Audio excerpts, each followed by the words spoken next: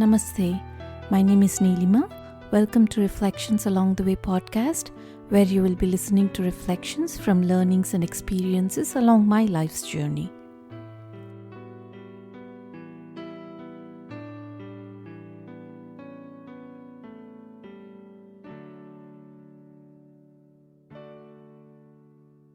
In the past few episodes, we've learned about the three values: honesty, truthfulness, non-injury, and self-control that we need to practice in order to have a equanimous and fulfilling life, right?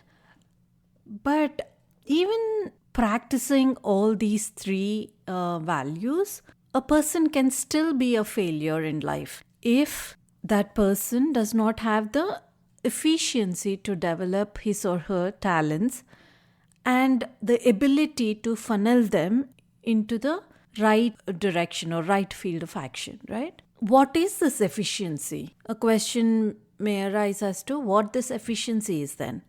How do we develop it? In nature, the laws of nature are so prompt and efficient. We see efficiency in all levels of life. It could be in plant kingdoms, animal kingdoms, and mineral kingdoms. In the mineral world, they are strictly based on physical laws, right?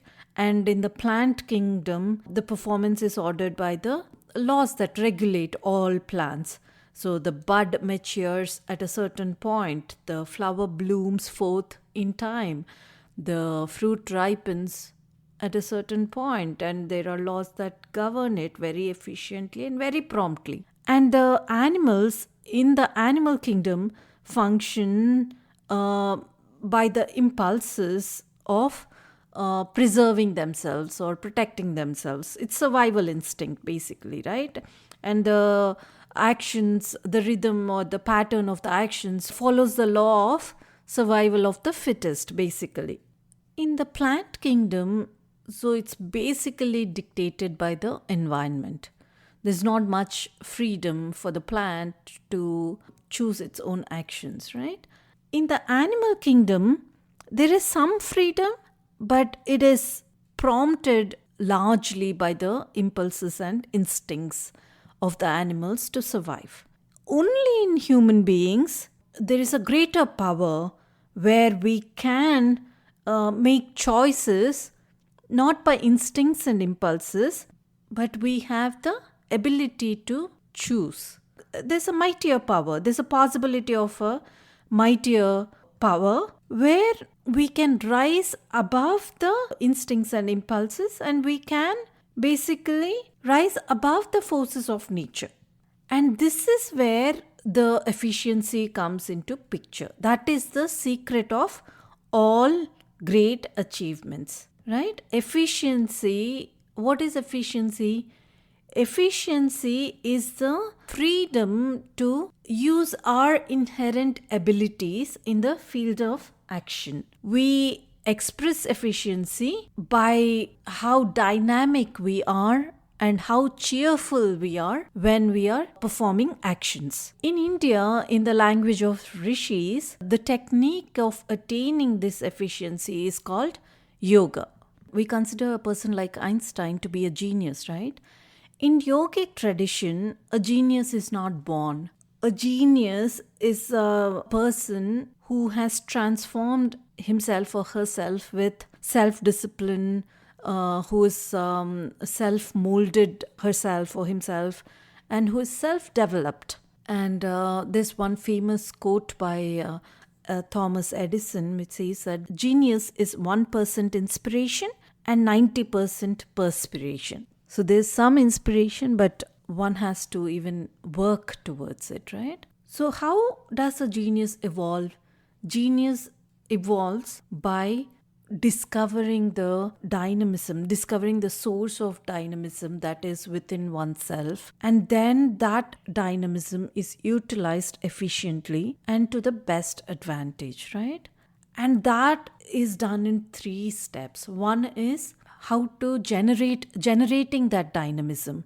And then the second one is how to conserve that energy, conserving the energy. And then channeling that conserved energy into a chosen field of endeavor, whatever that might be. Earlier episodes, we saw that we could generate dynamism in our work by choosing a higher ideal, right? When we work by having an ideal which is higher than just working for our selfish needs, then we saw how that could create this dynamism and enthusiasm towards actions, right? However, sometimes we may feel inspired by that ideal, but sometimes that source of inspiration fades away, and then we go back to all our lethargic ways. And then we struggle again getting stuff done, being motivated to do whatever is needed and all that, right? So where did that energy go then? We had that energy when we were inspired. It got dissipated and it got diverted, and it's not available any longer, right? When we do actions with the wrong attitude, then we dissipate our energy. It could be physical actions, it could be mental feelings, or it could be intellectual thoughts.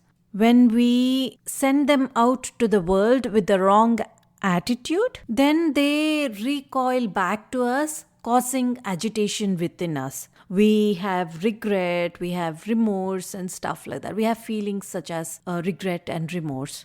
And those actions that cause us remorse are called sins, which is papa in Sanskrit. The actions which do not cause us any regret or remorse, they are called meritorious actions, and they amplify or they better our personality. They integrate our personality better, and those are called punya or actions of merit. So basically, punya and papa are the reactions that happen in the mind because of the actions that we perform. Heaven and hell are only two different mental states that we create within ourselves.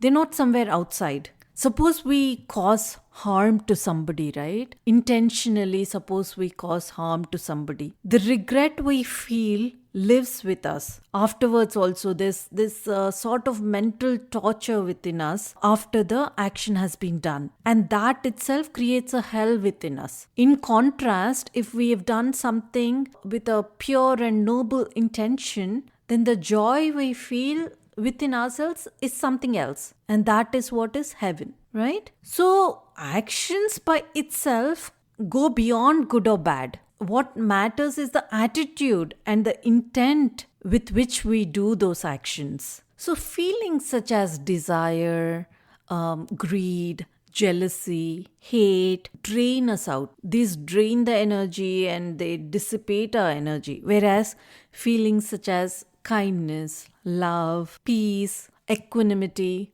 all these, they are virtues and they enrich our personality. When we are drawing the energy from our ideal, right, we must be really careful that we don't waste that energy by having immoral and unethical pursuits. When we don't have a noble pursuits, it's bound to happen that the energy gets dissipated because of all the agitations that actions would create. Just having willpower is not sufficient sometimes because our tendencies are so strong, right? Our old habits and tendencies lie within us, and sometimes we don't even realize that we've fallen into those old habits until it's too late to detect that misconduct.